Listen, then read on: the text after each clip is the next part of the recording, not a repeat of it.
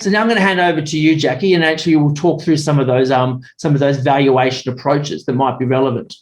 Let me just share my screen. Yes, thanks, Paul. The first generally accepted valuation principle that might be able to be utilized in this example, or in this context, I should say, is a discounted cash flow approach based on the revenue or the profit per record or user per month.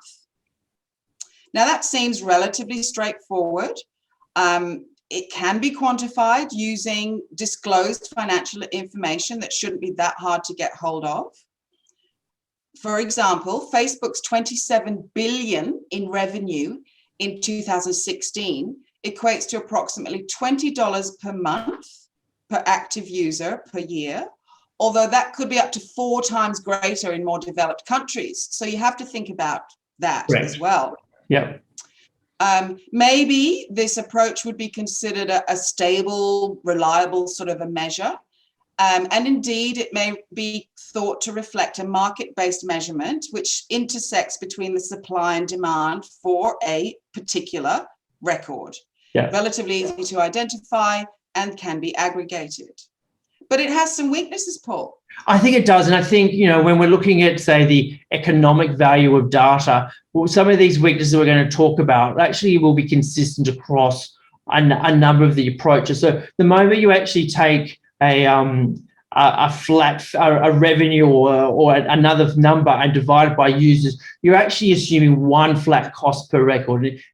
Different tiers of personal information will have different value. And this kind of just all bundles it all together and assumes it's one flat cost per record. So I don't think that this is probably one of the key weaknesses, as is the fact that what it doesn't do is take into account what we might refer to as the multiplier effect, the value that's actually created by other businesses that are then buying that and using that data to generate even more economic value. And on a similar vein, still a generally accepted approach might be, again, a discounted cash flow approach, but this time based on the market's selling price of that data. As we know, there are companies out there that actually sell data at a number.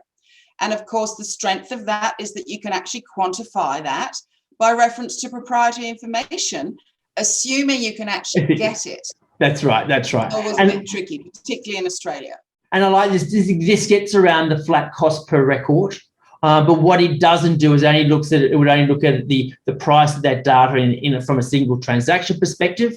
And again, it suffers from that same sort of flaw in that it doesn't capture the full multiplier effect of the economic value added. So the third one we've got here is a market valuation approach, such as a market cap, a listed company market cap per record.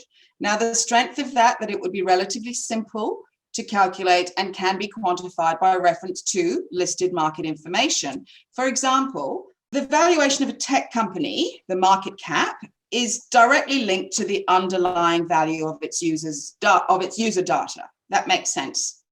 So for an example here, Microsoft, when it acquired LinkedIn for $26.2 billion in cash, at the time, LinkedIn had 400 million users. So going with that market cap information, the single user data point was valued at $65 per user in that purchase.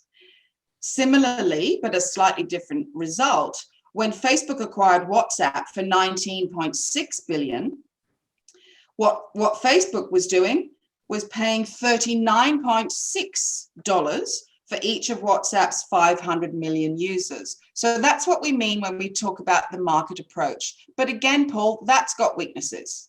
It certainly does. I mean, because the market is going to be subject to other fluctuations that might be going on, you're not going to be able to comfortably say that transaction is, any move is solely related to that transaction. So, I guess it's indicative, but it will be blurred. And of course, it suffers from the other weaknesses that we've just discussed a moment ago on the other approaches.